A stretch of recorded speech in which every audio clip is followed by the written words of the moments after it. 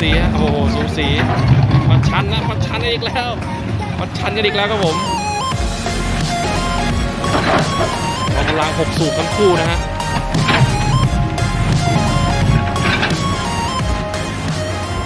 สวัสดีครับผมสวัสดีทุกท่านเลยนะฮะขอต้อนรับเข้าสู่ช่องทีมงานเพชรไพลิววันนี้พันดูก็แพ็คคู่ฮะโคบสุ PC 200นะฮะรุ่น7แล้วก็แคท360 Next Generation นะฮะนี่ยืนคู่เลยครับยืนประกบกันเลย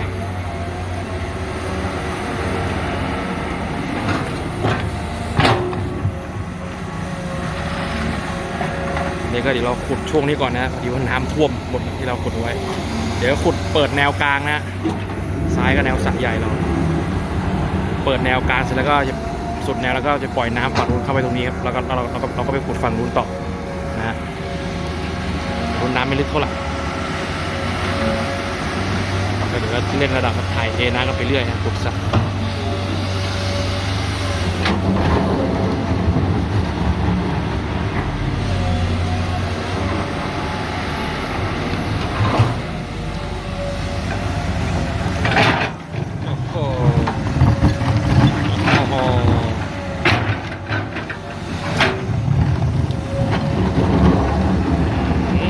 คู่ฮะเนี่ยเห็นกันจะเลยครับผมกำลังมันต่างกันจริงๆฮะนั้นลากไปทีเดียวสุดเลยนะแก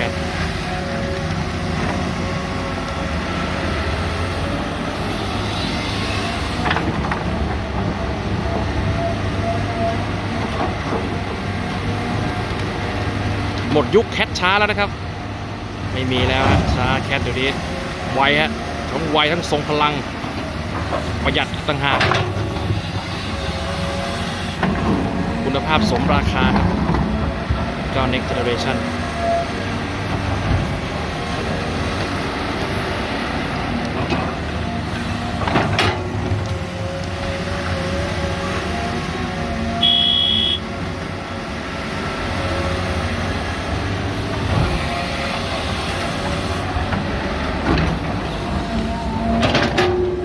ทำเวลากันหน่อยครับหนีแล้วหนีฝนวันนี้หนีอย่างเดียวหนีฝนอย่างเดียวครับผมมืดไปอีกแล้วตั้งเขาไปแล้วครับผม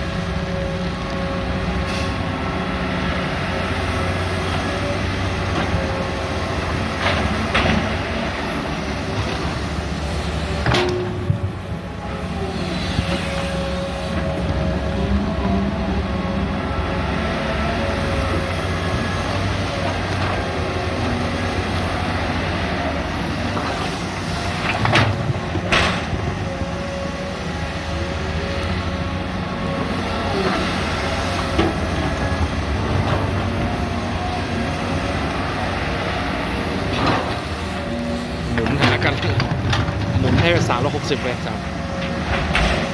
นะหมุนไกลต้องหมุนไปทางโน้นอย่างเดียวครับผมเดี๋ยวงวงเกี่ยวกัน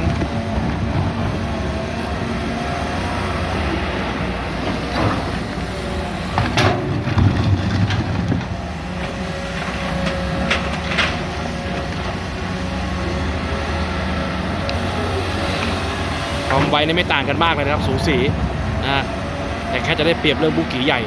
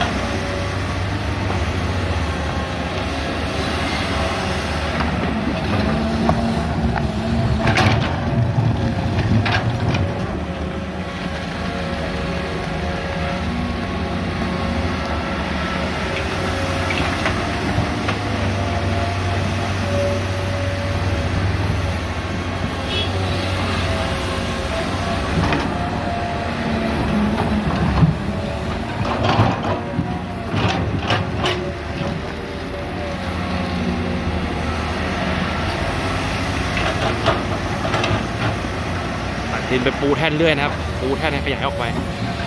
พอยืนเสมอตัดยากครับโอ้โหโอ้โหดูว่างัดคู่เลย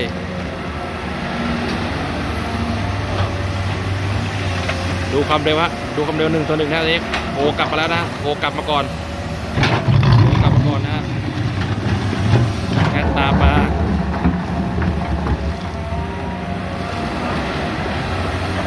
อีโค2แล้วนะฮะ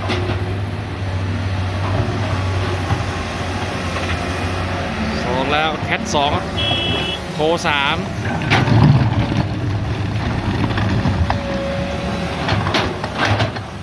สูสีฮะโอ้โหสูสีมันชันนะมันชันกันอีกแล้วครับผมกำลัง6สูบทั้งคู่นะฮะ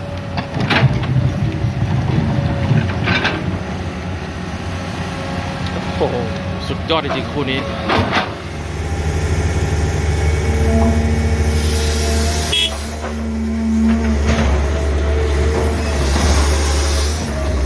เปลี่ยนมุมตักแล้วนะครับ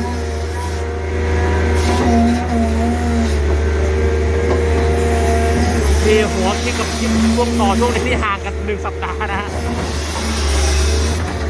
ยืนประชันคู่แป๊บเดียวแคทโค้ผลกำลังนำครับผม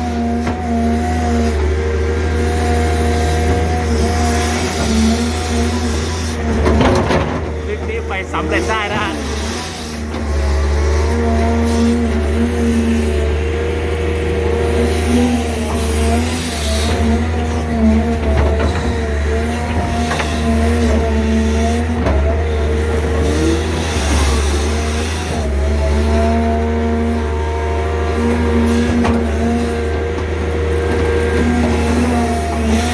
ดึงดำสวยจัดเลยนะ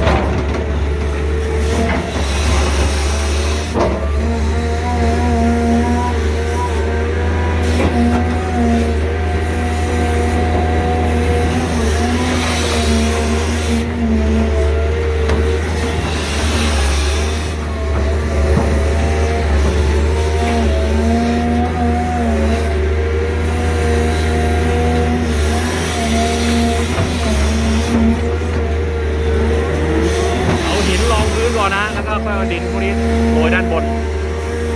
ถ้าดินพวกนี้ลงก่อนแล้วก็ติดขึ้นมาบานเลยฮะ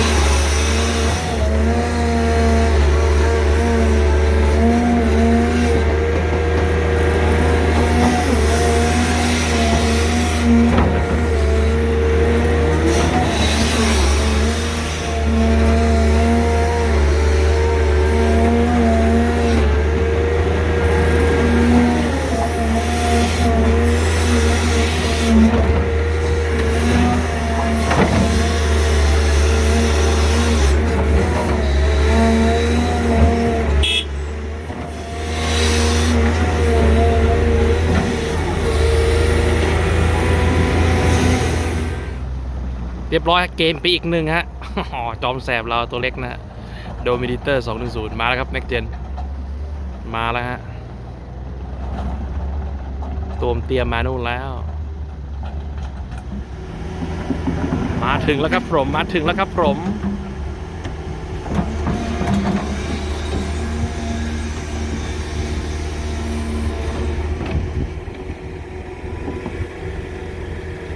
ไม่รู้จะออกได้หรือเปล่านะ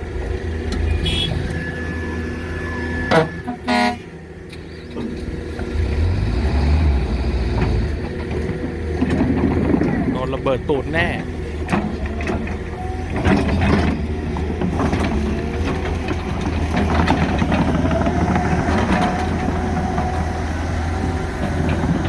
ตั้งท่าใหม่ครับตั้งท่าใหม่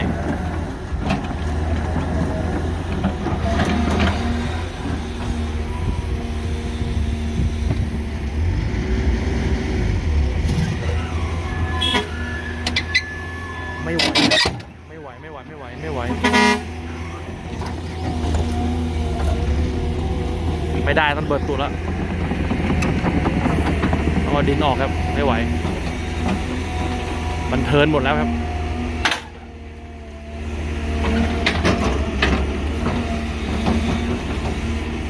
เอียงเยอะจัดนะฝั่งนู้นมิดซุ้มเลย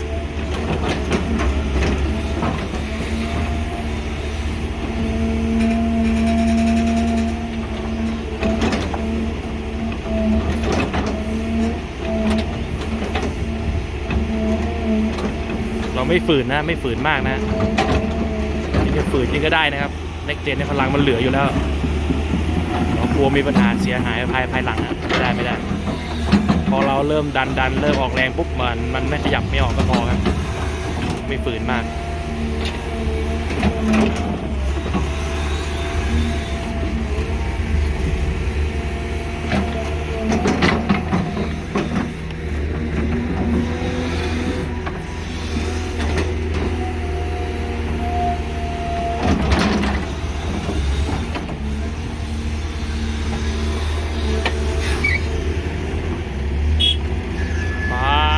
ส่งแขกครับผมส่งแขกครับส่งแขกฮะเรียบร้อยกลับไปตัดดินใหม่ต้นทุนถูกกว่าฮะเดี๋ยวก็ดันโบ๊กกระบะหลุดปักกันเรียบร้อยครับผม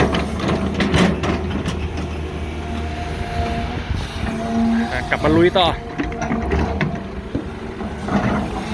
ฝนลงแล้วนะครับเอาแล้วนะฮะเอาแล้วนะฮะลงเม็ดแล้ว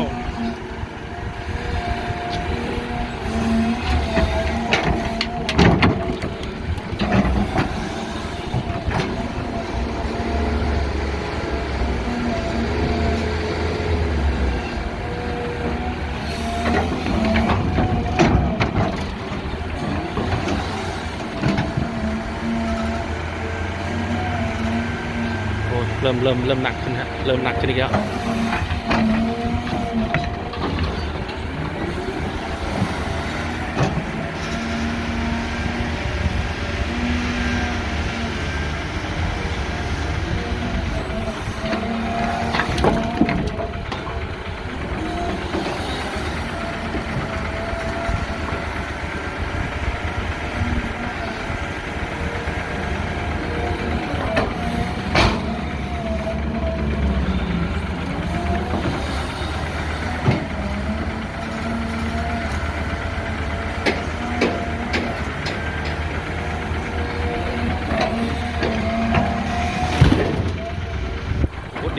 ดินสวยอ้อยหนักแล้วฝน